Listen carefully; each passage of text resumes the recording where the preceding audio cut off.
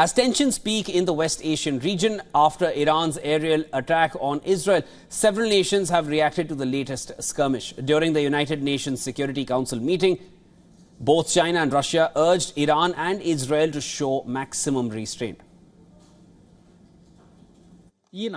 China calls on the parties concerned to show maximum calm and restraint and resolve their differences and disputes in accordance with the purposes of the UN Charter and international law to avert any further escalations.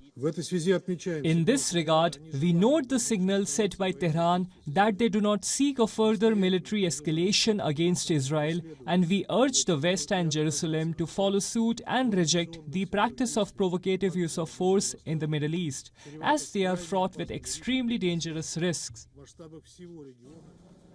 The US Central Command has also issued a statement on social media platform X saying it destroyed 80 Iranian drones and 6 ballistic missiles. The post said that the US CENTCOM was supported by European allies as well. The post further added that CENTCOM remains postured to support Israel's defense against dangerous actions by Iran, and we will continue to work with all our regional partners to increase regional security. The United States has expressed its support for Israel's defense against Tehran's latest aerial offensive, but the White House has said that Washington doesn't want a regional war in the West Asian region. It's going to be up to the Israelis to decide what the next step is here. I will just say this. President Biden, since the beginning of this conflict, has worked very hard to keep this from becoming a broader regional war. Iran has claimed that it warned its regional allies 72 hours prior to the attack on Israeli territory. Speaking at a press conference, Iranian Foreign Minister Hossein Amir Abdullahian said that about 72 hours prior to our operations, we informed our friends and neighbors in the region that Iran's response against Israel was certain, legitimate and irrevocable.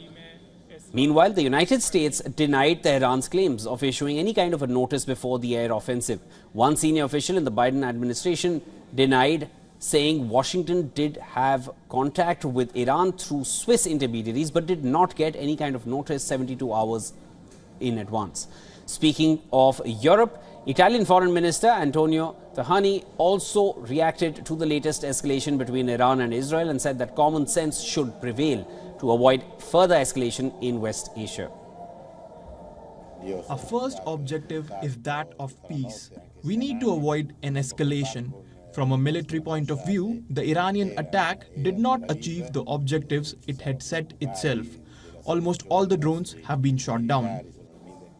On April 13th, Iran launched explosive drones and fired ballistic missiles in its first ever direct attack on Israel, sparking major escalation amid the ongoing Israel-Hamas war.